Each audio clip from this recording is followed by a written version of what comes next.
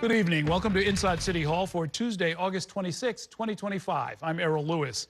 Governor Kathy Hochul revealed today that she spoke with President Donald Trump over the weekend about his threats to send federal troops into New York City, trying to reassure the president that she's got crime under control. The president also spoke about this exchange with the governor while explaining why he would like to send in the National Guard to big cities, including New York. Our State House reporter Bernadette Hogan joins me now with tonight's top story. Good evening, Bernadette. Good evening, Errol. And everybody seems to be asking the question, after Washington, D.C., could the Empire State be next, as Donald Trump did sign an executive order saying that he wants the state attorney, or the U.S. Attorney General, to review localities and states that have cashless bail laws, although New York has a split of cashless bail and bail-eligible crimes on the books. Governor Kathy Hochul said that she made her appeal to Donald Trump last weekend. He's flat out wrong. Defending New York's criminal justice laws and the NYPD. Mr. President, I can give you all the data you need to show that crime is down. It's working. Our policies are working. Governor Kathy Hochul revealed that she called President Donald Trump last Saturday night, ahead of his executive order targeting states and cities with so-called cashless bail policies. Hochul describing the call. NYPD is doing their job. We did our job in the state legislature to tighten up laws that had gone way too long, being loose and not protecting the people of the city and the state. Later, Trump weighed in again during a cabinet meeting. In New York, it's out of control. Not as bad as Illinois, by the way. Not even close. In California, you would have not had the Olympics had I not sent in the troops. We sent in the National Guard. They did a fantastic job. But National Guardsmen are not strangers in New York. Hochul has previously signed off on multiple National Guard deployments, including 1,000 currently in the subway system. They're also stationed at transit hubs like Grand Central Terminal, Penn Station, the Barclays Center in Brooklyn, and areas near JFK Airport, plus 3,000 in the prisons outside the 5 boroughs. When asked about his phone call with Hochul and whether he will direct federal troops to New York City, Trump explained. If she'd like, I get along with Kathy.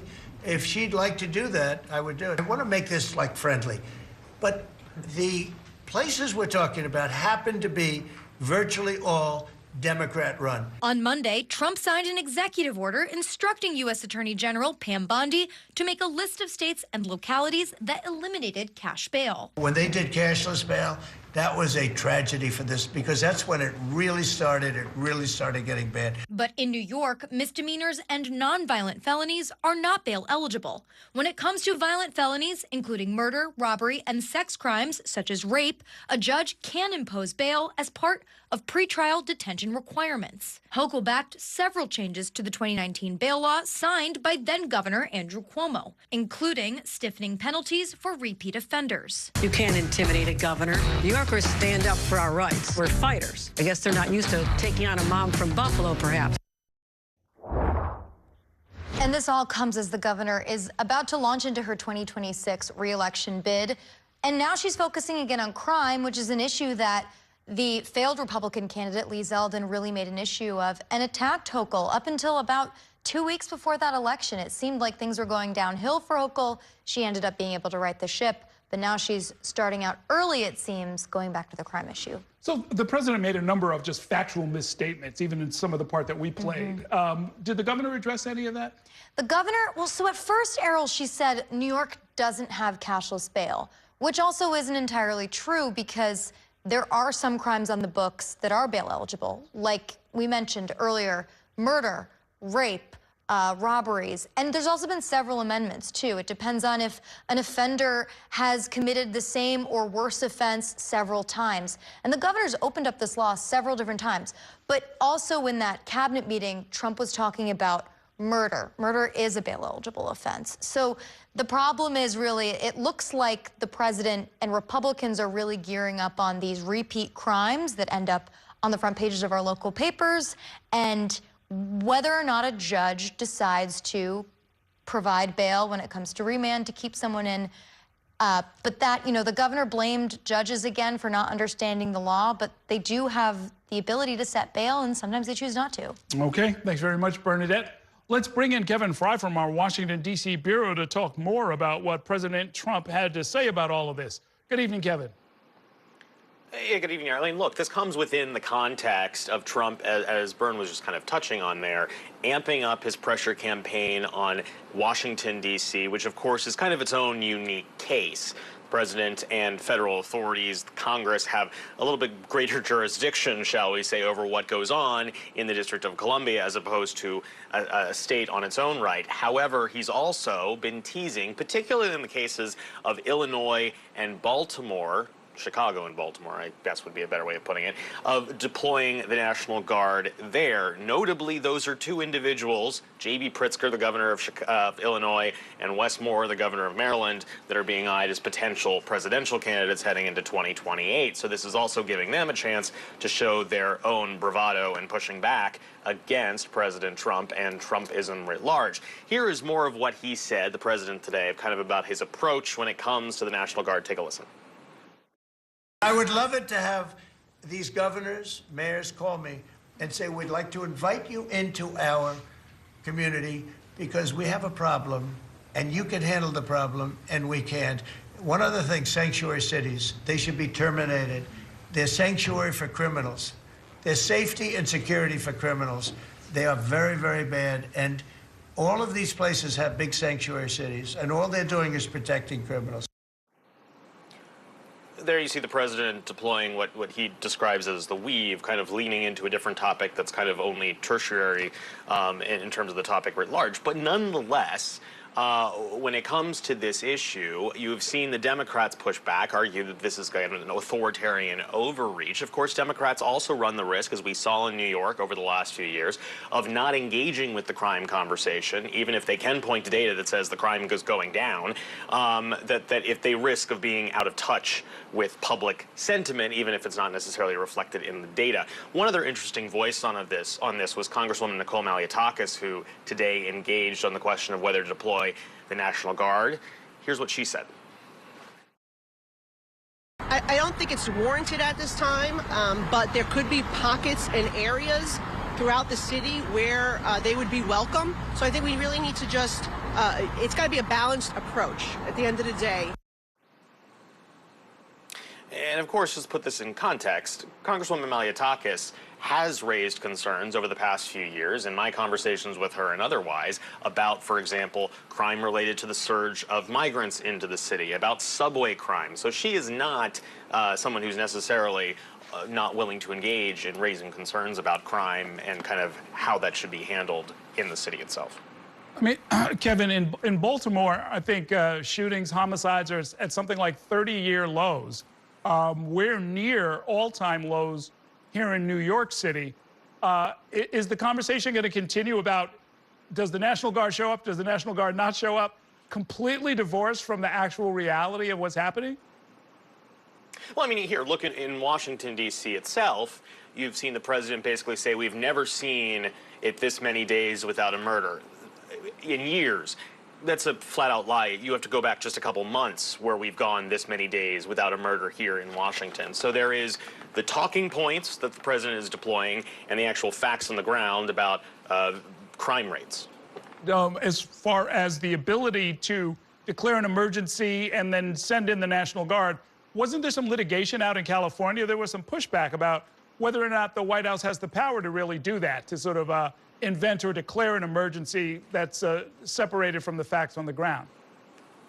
Well, and just here in Washington, D.C. itself, there's kind of a ticking time clock as to how long he can just kind of unilaterally deploy the National Guard before Congress would have to get involved. Of course, there's also the question, could he create and declare a new national emergency of some form and then redeploy them? But certainly this has been litigated, and all signs are that if he were to take action in Chicago, in Baltimore, that you could see those governors who, again, are being eyed as potential presidential candidates, eager to show that they are willing to push back against Trump. You could see them eagerly taking Trump to court.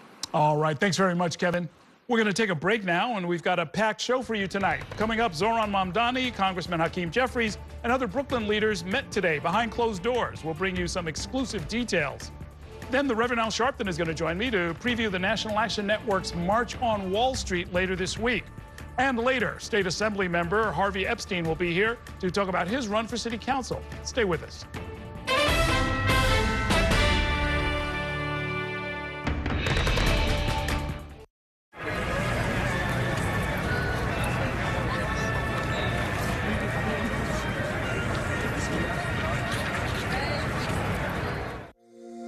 Every day tells a new story. At Mornings on One, we're dedicated to bringing you the stories that matter most to start your day. With in-depth coverage of the day's developing news. I'm Pat Kernan. Here are the stories we're following this morning. And weather updates every 10 minutes. Some morning sunshine possible, clouds take over. It's our responsibility to get you the information you need before you head out the door. Mornings on One.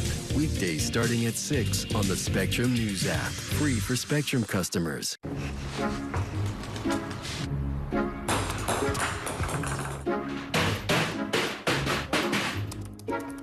What do we have going on here? Well, I heard you guys talking about online threats, so I built an internet for it. We have Spectrum, so our internet blocks threats automatically. Oh. But the internet is full of trolls, so you keep a lookout. On it. If it's connected, it's protected. Spectrum Internet with advanced Wi-Fi. I'm Sandra, this is Jorge, and we were adopted in 2019. I remember when they first came to us, Michael was already a teenager. The whole cliche of they're so lucky to have you guys, and it's the other way around. They have changed our family for the better. They chose to love us. They didn't have to. They chose us. Family. Learn about adopting a teen from foster care. You can't imagine the reward. Visit adoptuskids.org. And that's a look at some of what's in the papers this morning. You're done with the sports section. Today's story is about the latest chapter for a beloved local business. It's a beautiful day with temperatures in the 60s, but showers are expected in the next hour. In a city that's always on the go, it's important to stop to hear the stories that connect us. The news that matters to New Yorkers. That's what brings us together. That's Mornings on One. Weekdays starting at 6. Exclusively on Spectrum.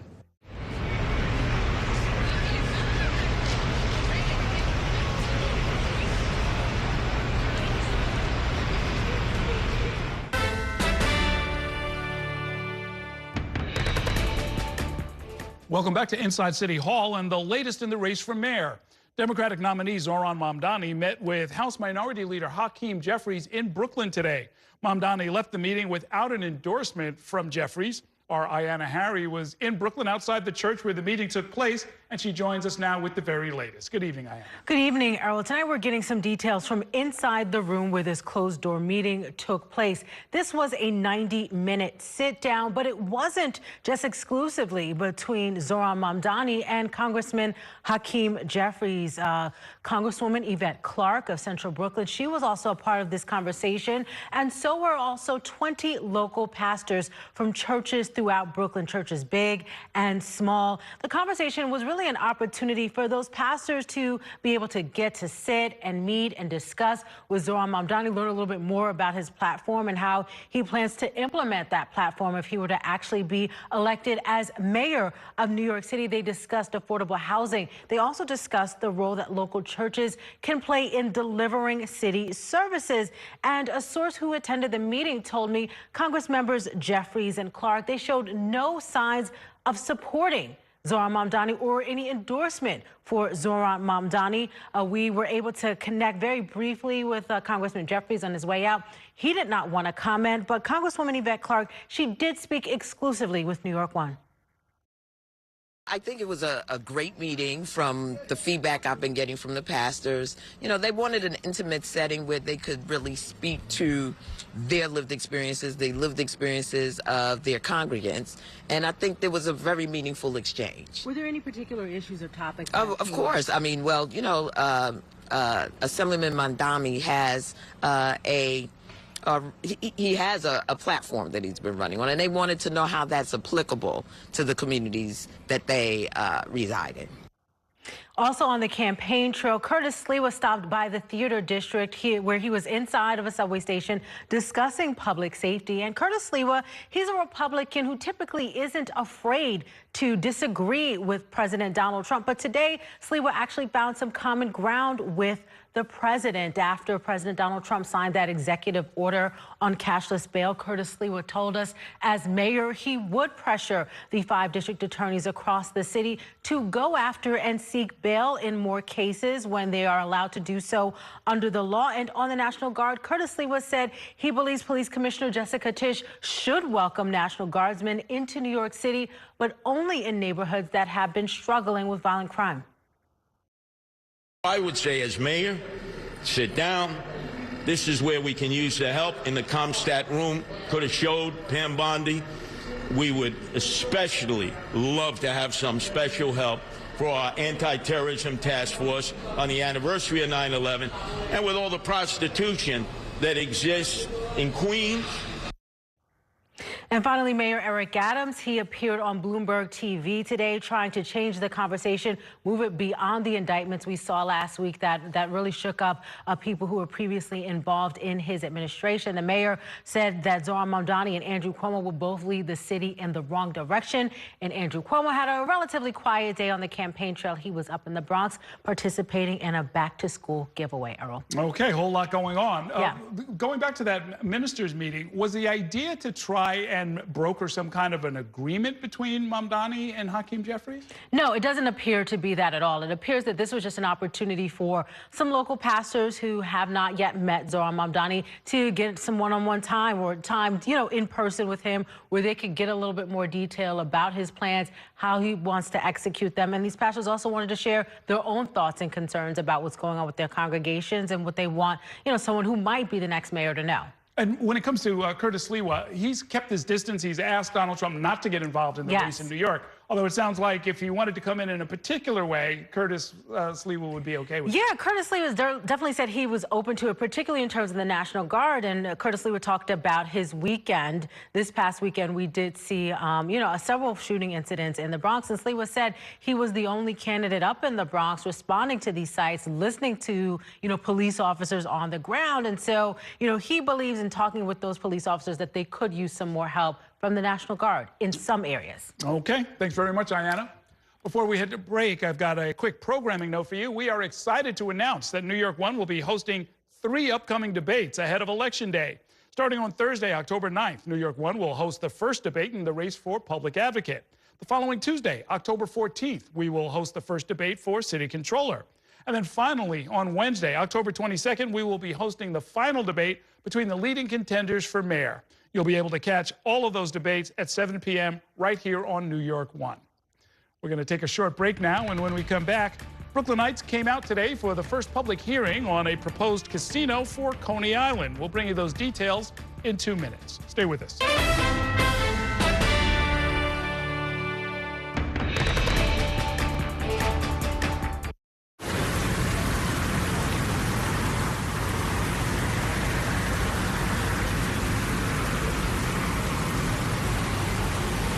This election year is all about New York City. There are 51 council seats up for grabs, races for our next city comptroller and the next public advocate. Plus, an unprecedented race for mayor. That puts the power in your hands to decide who will run our city. Our team of political experts will be covering every angle of this election to keep you informed on how it could affect you, so you can feel confident with your decision at the polls. Stay with Spectrum News New York One for Decision 2025, exclusively on Spectrum. We chose Spectrum Business because every second matters in our operation. We need a network that can move as quickly as we need to. We are a takeout restaurant, half our business is online. So we needed something dependable, reliable, with great service. The state-of-the-art facility depends on a state-of-the-art network to support classroom engagement. Join the network made for business with solutions made for every size. Visit spectrum.com/made-for-business to get started. Mom was always organized, but she started forgetting to pay her bills on time. And she'd buy the same gifts over and over. Telling the girls about my Alzheimer's diagnosis was really hard. At first, we had our cries, but then we were like, okay, let's make a plan. Early detection gave us time to adapt together. It's so important for you to think about what you can do and making the most of what you have. If you or your family are noticing changes, it could be Alzheimer's. Talk about seeing a doctor together. From my time growing up in Queens watching New York 1 to my time reporting here, I've seen how quickly a story can change. At News All Day, we bring you the news as it's happening, from around the boroughs to local government to your neighborhood. Because our city never stops moving. 3, 2, 1. Hi, I'm Shannon Ferry with the day's developing stories. But first, stay up to date and informed with News All Day, weekdays from noon to 4.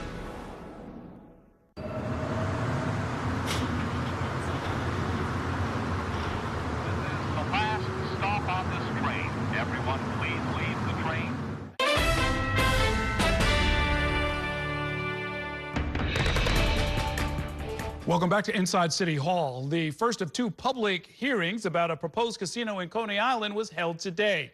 Plans for the Coney include a hotel and retail stores and a convention center. Our Nia Clark was at the meeting and brings us the latest. A packed and at times raucous public hearing.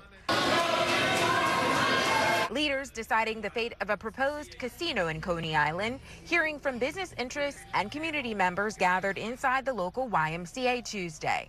We've had over 500 stakeholder meetings, 10,000 local signatures, 600 letters of support from NYCHA residents. This is a community-backed proposal. How do we transform and work within the existing framework that is there today and make Coney Island a year-round destination? Peter McEnany of Thor Equities, which owns 5 acres of land on which the structure would be built, believes the answer is the Coney. The proposed $3 billion casino and resort would sit on Surf Avenue, stretching from West 12th Street to West 15th Street, and include a 500-room hotel, a convention center, and a concert venue. He and other companies involved in the project made their case to a community advisory committee tasked with reviewing the project application, listening to public comments, and deciding whether the project should move forward in the process. It includes Brooklyn Borough President Antonio Reynoso and City Council member Justin Brennan. Prior to the hearing, a protest outside also drawing supporters and opponents. The value of the area will rise, and that may open doors for future opportunities for the people out here to, make things better. would you be interested in working there? Hopefully, yeah. I wouldn't mind. Yeah, I would love a job, be able to, like I said, bring, some money home to my family. Businesses behind the bid expect the project to generate more than 10,000 jobs, including 4,000 construction jobs and 4,500 union jobs. Opponents of the casino say all jobs are not good jobs, especially part-time jobs with no benefits. Others are concerned about safety and quality of life issues. The type of jobs, is there security, is they going to have benefits, et cetera, so forth, so that you can support your family. Besides maintenance, the dealers, they're not people anymore. They're machines. PS90, which is on West 12th Street, we have pre-K to 5th grade. Nowhere in history is there ever been a casino 1 block away from our schools. This hearing wrapped up with about 100 people from the community testifying, and this is only one of 8 proposals to build casinos in the New York City area. The state can only award 3, and we are expected to hear a decision about those 3 winning bids by year's end. Reporting from Coney Island, Nia Clark, inside City Hall. It is time for a break. Coming up next, the Reverend Al Sharpton will join me in studio to talk about the National Action Network's March on Wall Street later this week. We'll also talk about the race for mayor. Stay with us.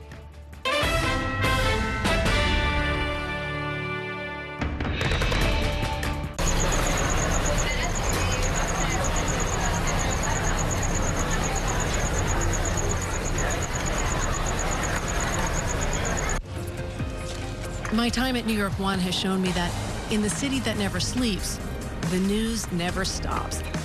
So as the day winds down, turn to the rush hour. Good afternoon, I'm Monica Burke. To catch up on the stories that matter across the 5 boroughs, with in-depth interviews from the city's newsmakers, plus the latest forecast. Catching you up with today, preparing you for tomorrow. Right here on the Rush Hour. Weekdays from 4 to 7 p.m. Watch this. I can make it hotter, I can make it colder. Hotter, colder from my phone. Smart birdhouse. Even the birds have Spectrum Wi-Fi. Who likes treats? You do. That's right. Yes, you do. Very impressive, son. And one more. Nice. Can I change colors? Launch party mode. Yeah. It's all about connecting with the fastest, most reliable internet from Spectrum. I'm Chris Jakovic. I served in the United States Air Force, and I deployed 3 times.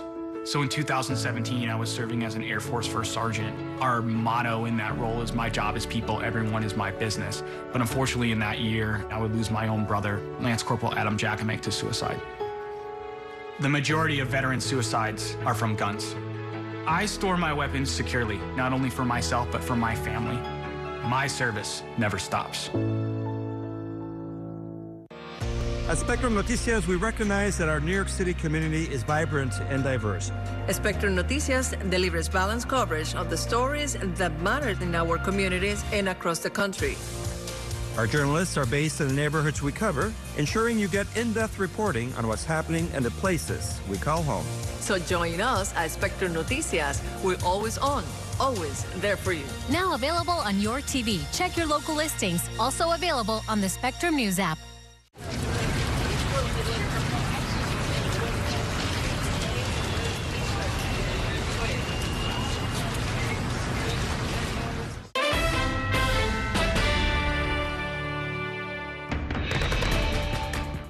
Because this is not about crime.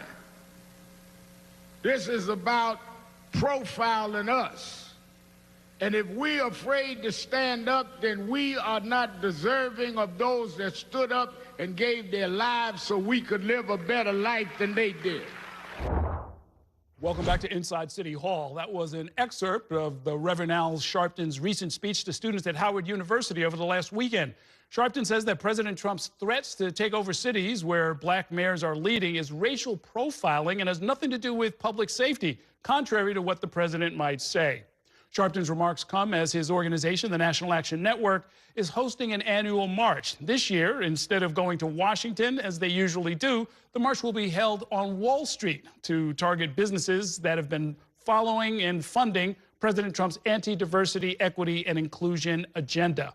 Sharpton says that these businesses must be held accountable. The march is going to start at the African Burial Ground National Monument at 10 a.m. and then head down to Wall Street. Joining me now to talk about that and much more is the Reverend Al Sharpton. Welcome back to the program. Always good to see you. Thank you. Glad to be with you. Normally you convene a march to commemorate the famous 1963 March on Washington. Why Wall Street this year? Well, every 5 years since 2000, Martin Luther King III and I have said every 5 years we want to do the State of the Dream. Martin Luther King, his father, in '63 at the first march, historic march, did the speech known as I Have a Dream. So we say it's not about commemorating, it's about let's measure where we are. And the first year, 2000, we did it. Mrs. King introduced this and sort of like gave us the assignment. Now, 25 years later, we said about 3 months ago, the problem this year, we're killing DEI, which takes out people's jobs, people in the C-suites, business contracts. We are seeing the elimination of things in various areas of economic opportunity. These are all being financed by people on Wall Street. We see that Trump has returned the tax cuts of 2017 that Biden-Harris had taken out. He's returned that. Who's getting those tax cuts? People on Wall Street. And who's paying for it? They've taken money out of Medicaid, taken money out of SNAP. So we said, let's go to Wall Street this year rather than Washington. This is before we knew they would have the National Guard there anyway, so it's providential we're going to Wall Street. And people are coming from all over the country. I just got off a cell phone, and we've got at least 20 cities coming in buses. Okay, we will be watching for them. In a recent speech, that very same speech, as a matter of fact, you criticized Trump for an anti-crime agenda targeted apparently at cities with black mayors, Washington, D.C., Chicago, Baltimore. Do you think New York might be next? I have no idea. He mentioned New York, then he has not mentioned it again. My problem is, and that speech was this past Sunday at Howard University. I was their morning minister, preacher at the service at Rankin Chapel. And what I was saying was, how do you have Chicago, Washington, D.C., Baltimore, Oakland, L.A., New York, all black mayors. So no white mayors have high crime. The crime rate in Louisiana, where the Speaker of the House of Representatives, Mike Johnson, is from, in his district, Shreveport, the crime rate is higher than it is in Washington, D.C. Why don't you send some National Guard there? So clearly this is to play to a crowd that blacks can't run things, and to try to get the Epstein files out of the news. I'm going to throw red meat, black folks at them. That went good for 2 or 3 days. Everybody's looking at that. Now let's throw Lisa Cook. Here's a woman, governor in Federal Reserve. Somebody says she may have done something with a mortgage. Has not been prosecuted, not been indicted, less known convicted. A man with 34 felony convictions and been found fraud in civil court of how he does business. And he's going to recommend, even before there's an investigation, she be taken off the Federal Reserve. He's the first felon to sit behind the desk in the Oval Office in the history of this country. Let me mention that I think in the same speech you talked about redistricting efforts as well. What do you think is happening there in Texas? It's obvious. They want to add 5 Republican seats at the expense of several black seats, by the way, including Jasmine Crockett may be at risk. They want to add this because they want to do whatever they can to keep the majority of the House of Representatives Republican, keep Hakeem Jeffries out as the Speaker, because if he's Speaker, he can help determine a lot of the calendar for legislation, chairmanships and all. And this is a blatant attempt to manipulate the districting in different states. And I think that what Gavin Newsom is saying and what Kathy Hochul is saying, they have to be counted. Okay, let me switch topics. The Legionnaires' outbreak has led to, among other things, at least one lawsuit. I think it's really a workplace lawsuit where 2 workers are suing the companies that had them working near, I think, some of the cooling towers. I know that you spoke at the announcement of the lawsuit, and I think it was held actually at the House of Justice, at your organization. What's the connection, and how did things get so bad in Harlem, do you think? That's what we want to know. It was when I heard that a number of the people that were ill were in Harlem, all in central Harlem, and then there's up to 6 deaths now. Why was it neglect based on you wanted to look at one area and you didn't deal with checking the contamination or the bacteria in water? Why Harlem? So when they came to us and they got Attorney Ben Crump, who will be speaking at the march as well Thursday, to take the case, I wanted to stand with them because I don't understand how in a city as big as this, Harlem ends up with the weight of this. And I think that it was our duty to stand up and say something. Has the city's response been adequate, in your opinion? I've not dealt with it. I know that the attorneys are dealing with it. Okay. Let me switch to the race for mayor.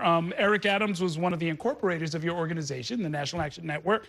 Has he remained true to the principles of the organization, do you think? I mean, on some things we've agreed and some things we've disagreed. And we've done that the whole 34 years of National Action Network. Eric Adams and I have learned how to disagree without being disagreeable. I also have had a good relationship now with Zoran Mandami. I think that he's shown a dynamism. He's been to the House of Justice before we even knew who he was. He served food there all day last Christmas. When he told us that, we checked the videotape. It's true. I've also had an open-door relationship with Andrew Cuomo, and all 3 of them I expect to be marching with us on Thursday. Okay. Does the mayor, in your opinion, still have the support of black voters? They overwhelmingly were with him 4 years ago. I think there's some controversy, but we'll see. And again, I think that the question is going to be who can turn out their voters, and I think that who has an argument. You still have a long time between now and Election Day, and I think it's going to be very interesting to see who makes their closing arguments after Labor Day, which is why after our march on Thursday, which the 3 of them will be at, I'm going to be very careful who I march with in the Western Day Parade on Monday. Oh, yeah, I will see you out there on Monday. The city is being sued by the city's Commission on Racial Equity. Jennifer Jones-Austin, who I know is Vice Chairman of our board. Vice Chairman of your board. For not releasing mandatory information about racial disparities in and around New York City government as required by law, thanks to a referendum a few years ago. What does that say to you? It says to me that there's no excuse for that. I think Jennifer Jones-Austin is right on this. How do you not do it by law? And then why not? Because the fact is, as we're defending this city with a black mayor, how do we not defend the people dealing with racial equity? That's part of the march on Thursday. The fact that people use Dr. King's name and then can deal with letting things like measuring equity go unnoticed, unresearched, and then not released to the public is an absolute disgrace. The president this week issued this executive order threatening to defund cities that have what he's calling cashless bail. I'm not sure exactly what that phrase is supposed to mean, but the intent seems pretty clear. It's aimed at cities like New York, in fact, where the laws changed in the wake of the George Floyd protests, right? I think that clearly that he's again playing to that base. Let's not forget that Donald Trump was the president when George Floyd happened. I helped lead a lot of those marches. I preached every one of George Floyd's funeral.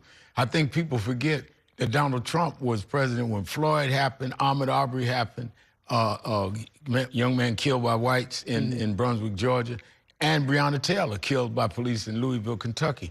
So the reason I know a movement can neutralize Trump is we did it in 20. How are you afraid of somebody you already beat?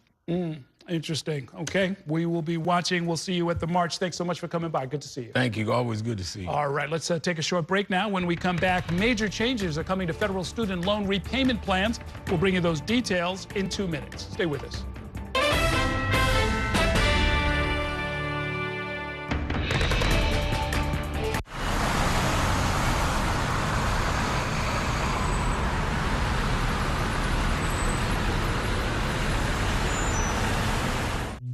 If it's the theater you love, then we've got just the ticket.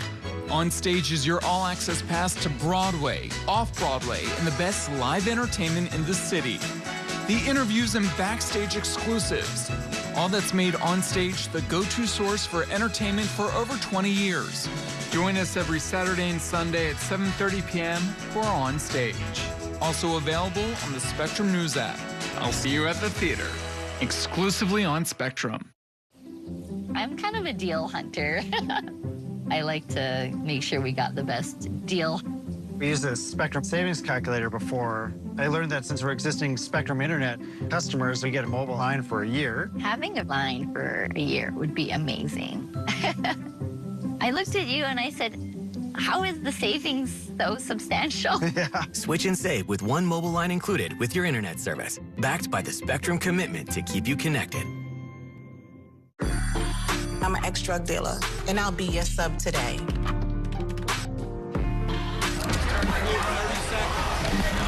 2 milligrams of fentanyl can be lethal.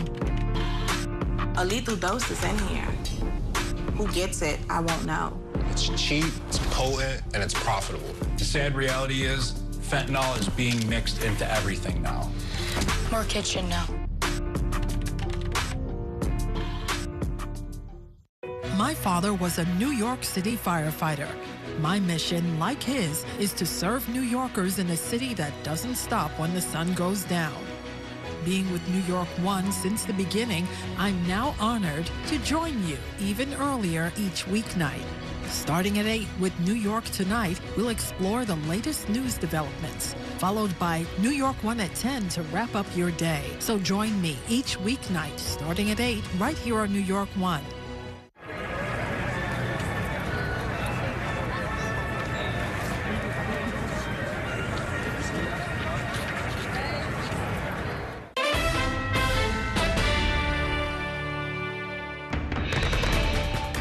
Welcome back to Inside City Hall. Major changes are coming to student loans. The Republican tax and spending cut law that was passed in July imposes new limits on how much students can borrow from the federal government. It also cuts down on some of the most generous repayment plans. Spectrum News national reporter Evan Kosloff has been digging into the changes, and he joins me now with some details. Good evening, Evan. Well, hey there, Errol. Yeah, so, you know, that big White House signing ceremony got a lot of attention. It was on July 4th of all days, and a lot of the attention has gone to those big ticket items that we're talking about. So, of course, the $4.5 trillion in tax cuts, the slashing of programs like Medicaid and the food assistance program SNAP. But Nestled in there were also some big changes to student loans, which prospective students, they're paying a lot of attention to. What is your dream? To be a primary care physician. Jonathan Ayal is a medical assistant at a dermatology practice in Washington, D.C., and has big plans for what comes next. He has just 4 courses left before he could apply to medical school. Helping people, grow old in a healthy way.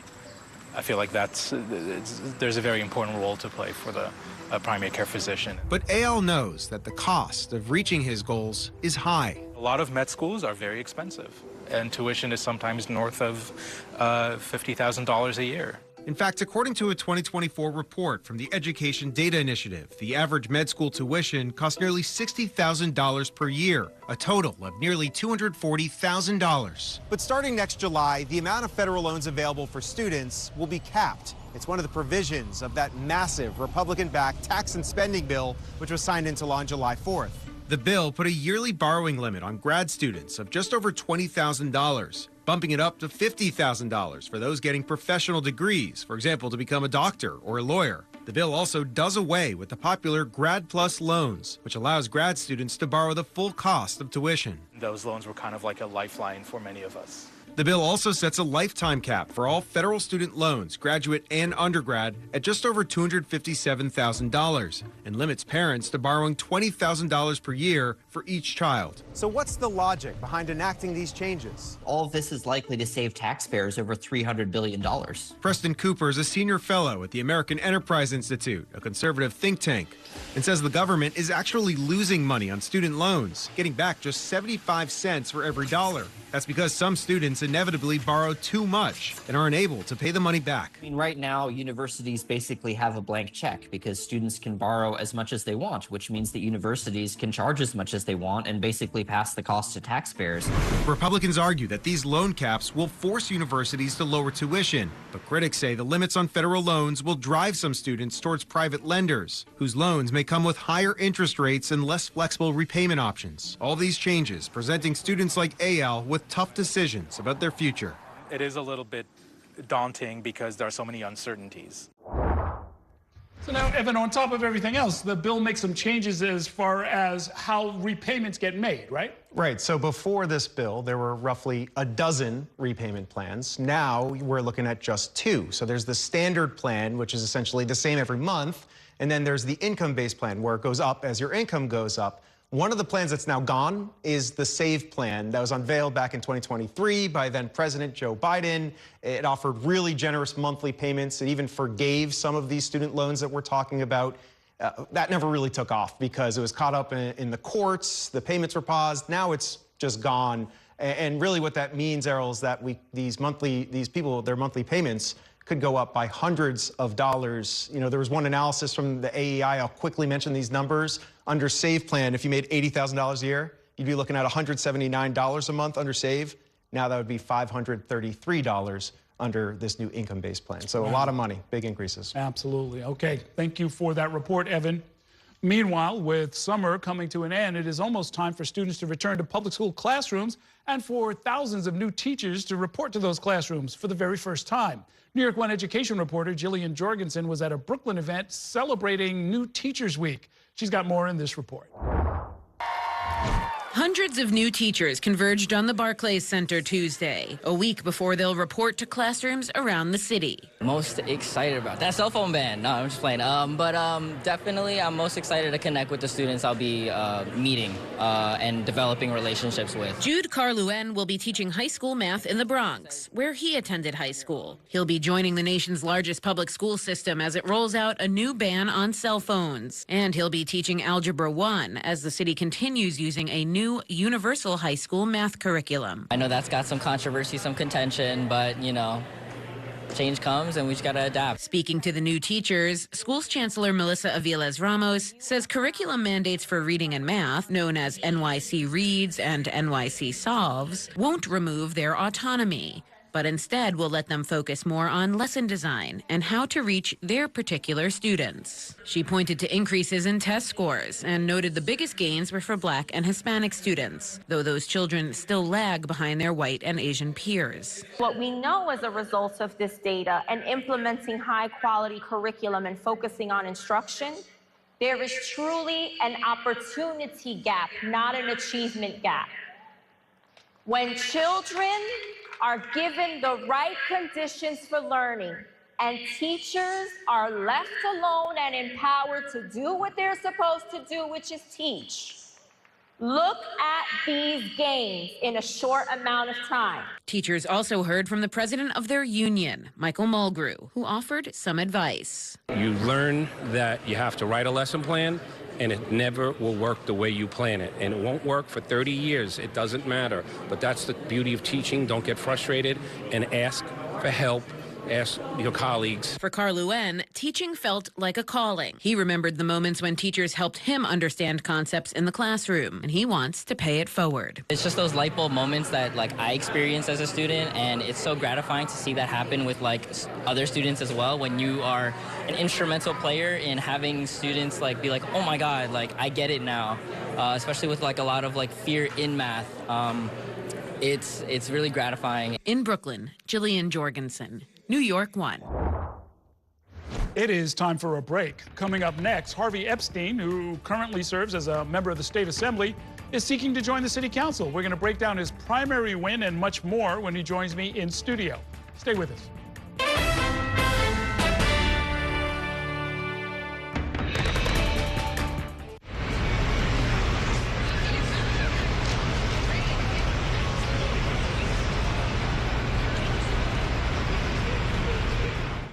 Here's the deal. People need a place to explore national issues that have an impact on their community. To understand those issues better, we're bringing together our team of local political journalists from across the country to break down what's happening. So join us every week to catch up on the key stories making a big difference across the nation and in your local community. Watch The Big Deal with Errol Lewis Friday nights at 9 on Spectrum News New York 1. Available on all of your favorite devices exclusively on Spectrum.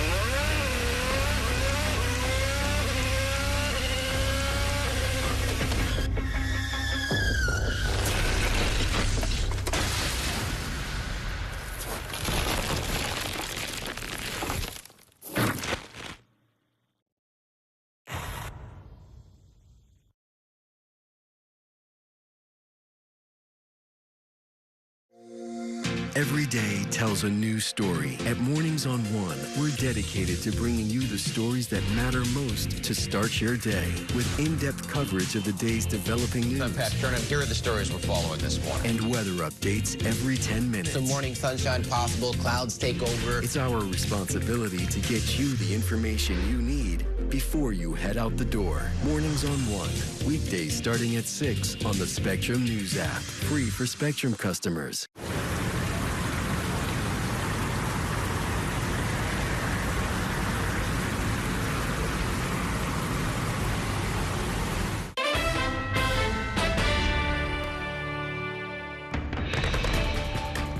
Welcome back to Inside City Hall. Several primary contests for the City Council were decided back in June, and the winners are now gearing up for the general election in November, which is just a little over 2 months away.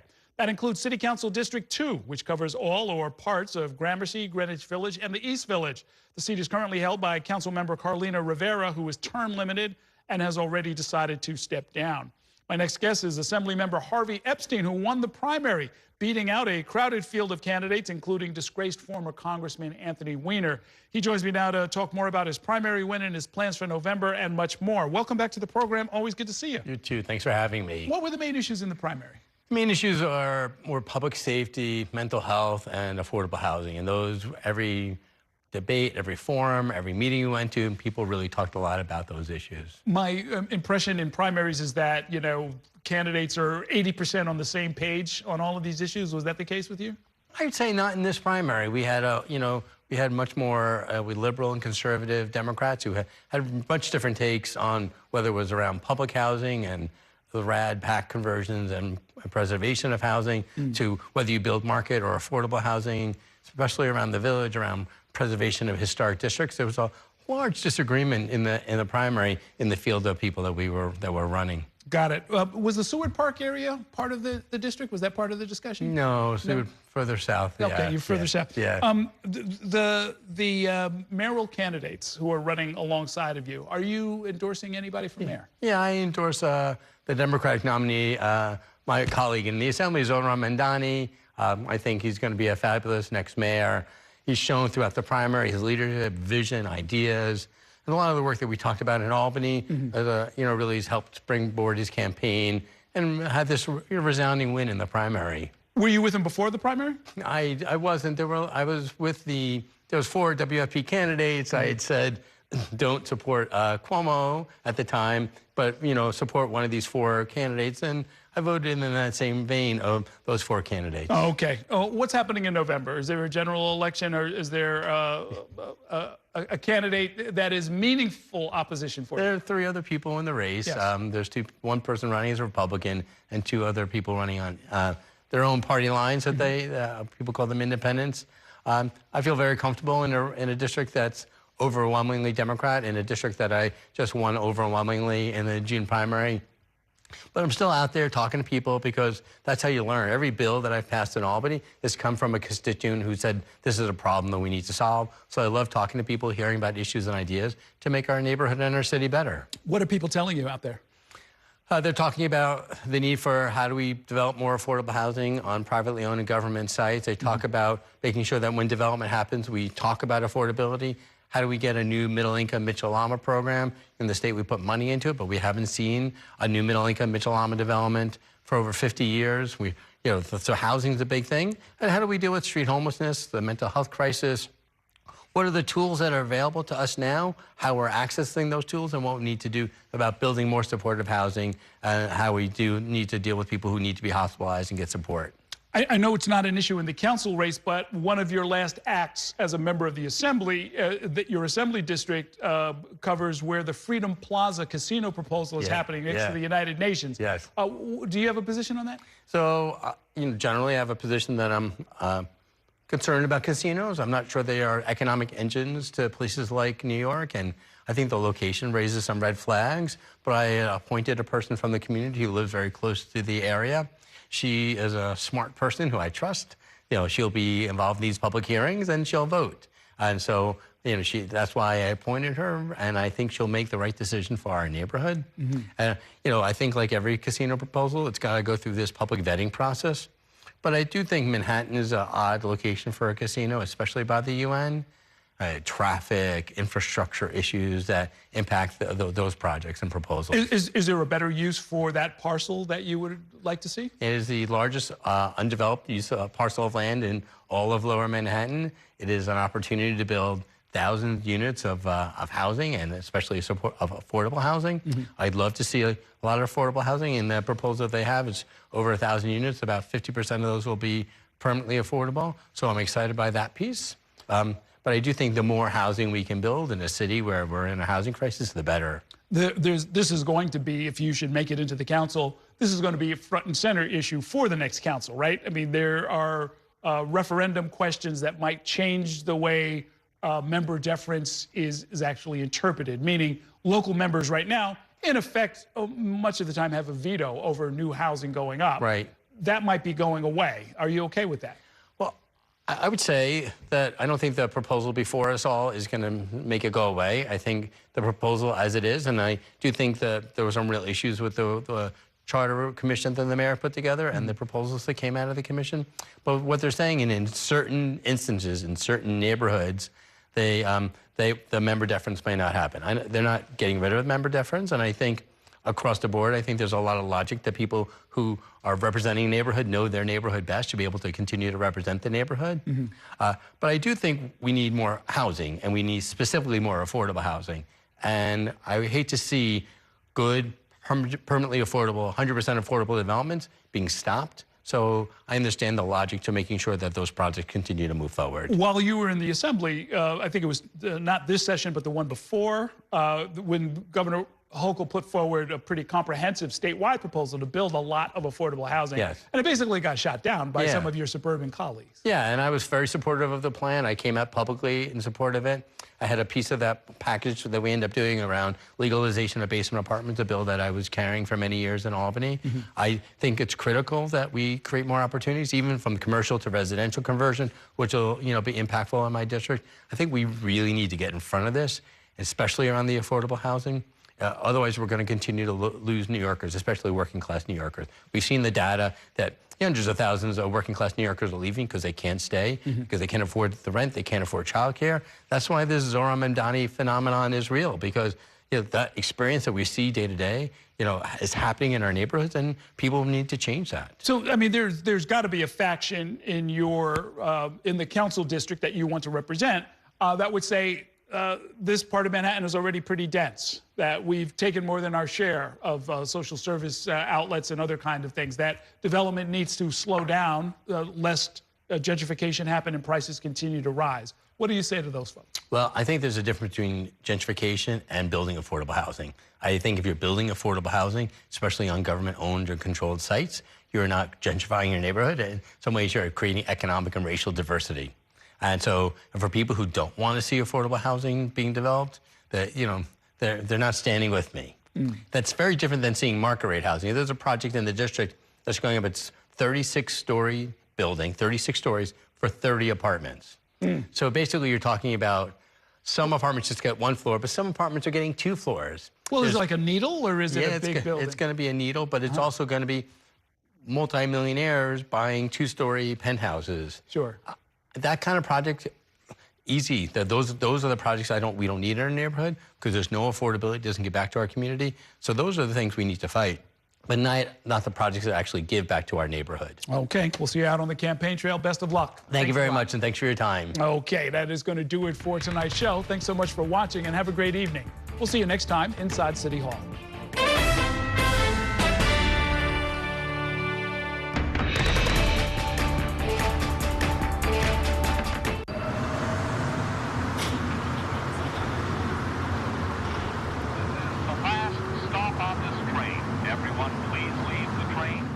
And that's a look at some of what's in the papers this morning. You've done at the sports section. Today's story is about the latest chapter for a beloved local business. It's a beautiful day with temperatures in the 60s, but showers are expected in the next hour. In a city that's always on the go, it's important to stop to hear the stories that connect us. The news that matters to New Yorkers. That's what brings us together. That's Mornings on One. Weekdays starting at 6. Exclusively on Spectrum. We chose Spectrum Business because every second matters in our operation. We need a network that can move as quickly as we need to. We've built some clientele that are not local, and live streaming is the way we connect. We are a takeout restaurant. You order your food online, half our business is online. So we needed something dependable, reliable, with great service. The state-of-the-art facility depends upon having a state-of-the-art network to support classroom engagement. When we had our grand opening, we needed to be able to operate from day one with ease. Join the network made for business, with solutions made for every size. Visit spectrum.com/made for business to get started.